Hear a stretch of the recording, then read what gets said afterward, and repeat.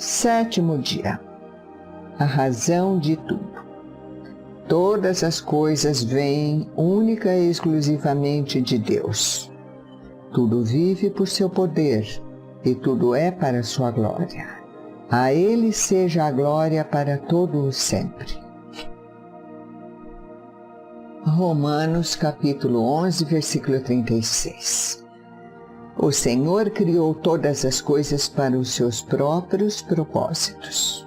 Provérbios capítulo 16, versículo 4. Tudo isso é para Ele. O objetivo fundamental do universo é demonstrar a glória de Deus. Essa é a razão de tudo que existe, incluindo você. Deus fez tudo isso para a glória dele. Não fosse a glória de Deus, não haveria nada. O que é a glória de Deus? A glória de Deus é o que Ele é. É a essência de sua natureza, o peso de sua importância, o brilho de seu esplendor, a demonstração de seu poder e o ambiente de sua presença. A glória de Deus é a expressão de sua bondade em todas as suas outras qualidades intrínsecas e eternas. Onde está a glória de Deus? Basta olhar em volta. Tudo que foi criado por Deus reflete sua glória de alguma forma. Vemos isso em toda parte, da forma menor de vida microscópica até a Via Láctea. Do pôr do sol e das estrelas às tempestades e estações do ano. A criação dá a conhecer a glória de Nosso Senhor. Na natureza, aprendemos que Deus é poderoso, aprecia a variedade, ama a beleza e é organizado, sábio e criativo. A Bíblia diz que os céus declaram a glória de Deus. Salmos, capítulo 19, versículo 1. Ao longo da história, Deus tem revelado sua glória às pessoas em diferentes ambientes. Ele a revelou inicialmente no Jardim do Éden, depois disso a Moisés, no tabernáculo, no templo, por meio de Jesus e agora por intermédio da Igreja. Gênesis capítulo 3, versículo 8, Êxodo capítulo 33, versículos 18 e 23, capítulo 40, versículos 33 e 38, Reis, capítulo 7, versículo 51, capítulo 8, versículo 10 a 13, Evangelho de São João, capítulo 1, versículo 14, Efésios, capítulo 2, versículos 21 e 22, Coríntios, capítulo 4, versículos 6 e 7, foi descrito como um fogo consumidor, uma nuvem, um trovão, uma fumaça e uma luz brilhante.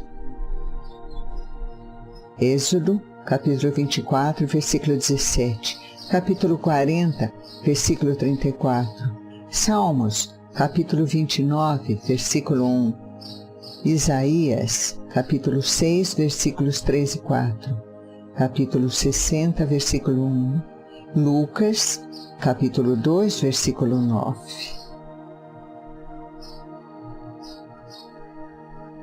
No céu, a glória de Deus fornece toda a luz necessária. A Bíblia diz: a cidade não precisa de sol nem de lua para brilharem sobre ela, pois a glória de Deus a ilumina. Apocalipse, capítulo 21, versículo 23. A glória de Deus é mais bem observada em Jesus Cristo. Ele, a luz do mundo, esclarece a natureza do Deus.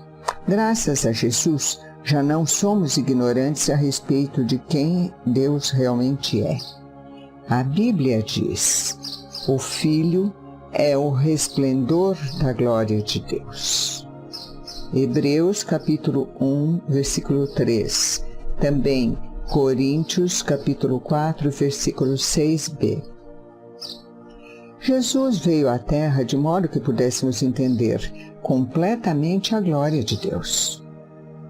Aquele que é a palavra tornou-se carne e viveu entre nós. Vimos a sua glória, cheio de graça e de verdade.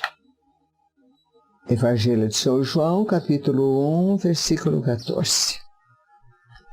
Ele possui uma glória inerente a Deus porque ele é Deus. Faz parte de sua natureza. Não há nada que possamos agregar à sua glória, assim como seria impossível aumentar o brilho do sol. Mas somos instruídos a reconhecer sua glória, honrar sua glória, declarar sua glória, louvar sua glória, refletir sua glória e viver por sua glória. Crônicas, capítulo 16, versículo 24. Salmos, capítulo 29, versículo 1. Capítulo 66, versículo 2. Capítulo 96, versículo 7. Coríntios, capítulo 3, versículo 18. Por quê? Porque Deus merece. Nós lhe devemos toda a honra que pudermos dar. Uma vez que Deus fez todas as coisas, Ele merece toda a glória. A Bíblia diz: Tu, Senhor e Deus nosso, és digno de receber a glória, a honra e o poder, porque criaste todas as coisas. Apocalipse, capítulo 4, versículo 11a. Em todo o universo, somente duas das criações de Deus falham em glorificá-lo: anjos caídos, demônios, e nós, pessoas. Todo pecado, basicamente, consiste na incapacidade de dar glória a Deus, ou seja, amando qualquer outra coisa mais do que a Deus. Recusar-se a dar glória a Deus é rebelião e arrogância, e foi este pecado que causou a queda de Satanás, bem como a nossa. De formas diferentes, todos já vivemos para a nossa própria glória, e não a de Deus. A Bíblia diz: pois todos pecaram e estão destituídos da glória de Deus. Romanos, capítulo 3, versículo 23. Nenhum de nós tem dado a Deus toda a glória que Ele merece em nossa vida. Esse é o pior pecado e o maior engano que podemos cometer. Entretanto, viver para a glória dele é a maior realização que podemos alcançar em nossa vida. Deus diz: todos eles são o meu próprio povo. Eu os criei e lhes dei vida, a fim de que mostrem a minha grandeza. Isaías, capítulo 43, versículo 7. Logo, esse deve ser o objetivo supremo de nossa vida. Como posso dar glória a Deus? Jesus disse ao Pai: o Senhor criou todas as coisas para os seus próprios propósitos. Evangelho de São João, capítulo 17, versículo 4. Jesus glorificou a Deus cumprindo o seu propósito na terra. Nós honramos a Deus da mesma forma. Qualquer coisa na criação glorifica a Deus quando cumpre seu propósito. Os pássaros glorificam a Deus ao voar, gorjear, fazer um ninho e ao realizar outras atividades próprias dos pássaros, conforme os planos de Deus. Mesmo uma humilde formiga dá glória a Deus quando cumpre o propósito para o qual foi criada. Deus fez as formigas para serem formigas e fez você para ser você. Irineu disse: a glória de Deus é um ser humano em plenitude de vida. Existem muitas formas de dar glórias a Deus, mas elas podem ser resumidas nos 5 propósitos que Ele estabeleceu para a sua vida. Passaremos o restante deste livro estudando-os detalhadamente, mas aqui está uma visão geral. Damos glória a Deus ao adorá-lo. Adorar é o nosso primeiro dever para com Deus. E nós o adoramos ao apreciá-lo. C.S. Lewis disse: ao nos orientar para adorá-lo, Deus está nos convidando para apreciá-lo. Deus deseja que nossa adoração seja motivada por amor, ação de graças e alegria, não imposta. John Piper observa que é quando estamos mais satisfeitos em Deus que Ele é mais glorificado em nós. Adorar é muito mais que louvar, cantar e orar a Deus. É um estilo de vida que compreende apreciar a Deus, amá-lo e nos doar para sermos usados em seus propósitos. Quando você usa a sua vida para a glória de Deus, tudo o que faz pode tornar-se um ato de adoração. A Bíblia diz: usem seu corpo inteiro como instrumento para fazer o que é justo para a glória de Deus. Romanos capítulo 16, versículo 13b. Damos glória a Deus ao amar outros crentes. Quando nasceu de novo, você se tornou parte da família de Deus. Seguir a Cristo não é apenas uma questão de acreditar, mas também inclui pertencer e aprender a amar a família de Deus. João escreveu: sabemos que já passamos da morte para a vida, porque amamos nossos irmãos. Evangelho de São João, capítulo 3, versículo 14. Paulo disse: aceitem-se uns aos outros da mesma forma que Cristo os aceitou, a fim de que vocês glorifiquem a Deus. Romanos capítulo 15, versículo 7. É sua responsabilidade aprender a amar como Deus ama, porque Deus é amor, e isso confere honra a Ele. Jesus disse: amem-se uns aos outros, como eu os amei, vocês devem amar-se uns aos outros. Evangelho de São João, capítulo 13, versículos 34 e 35. Demos glória a Deus ao nos tornarmos como Cristo. Uma vez que tenhamos nascido na família de Deus, Ele quer que prossigamos crescendo até a maturidade espiritual. E o que seria isso? Maturidade espiritual é nos tornar como Jesus, na forma de pensar, de sentir e de agir. Quanto mais desenvolver o caráter cristão, mais dar a glória a Deus. A Bíblia diz: à medida que o Espírito do Senhor trabalha em nós, tornamo-nos mais e mais semelhantes a Ele e refletimos a sua glória ainda mais. Coríntios, capítulo 3, versículo 18. Quando você aceitou a Cristo, Deus lhe deu nova vida e nova natureza. Agora, pelo resto de sua vida sobre a terra, Deus quer dar continuidade ao processo de transformação de sua personalidade. A Bíblia diz: que vocês estejam sempre cheios do fruto da salvação de vocês, aquelas coisas boas produzidas na sua vida por Jesus Cristo, pois isso trará muita glória e louvor a Deus. Filipenses capítulo 1, versículo 11, e vê também Evangelho de São João, capítulo 15, versículo 8. Damos glória a Deus servindo a outras pessoas com nossos dons. Cada um de nós foi exclusivamente planejado por Deus com talentos, dons, capacidades e habilidades. O modo de você estar relacionado aos outros não é um acidente.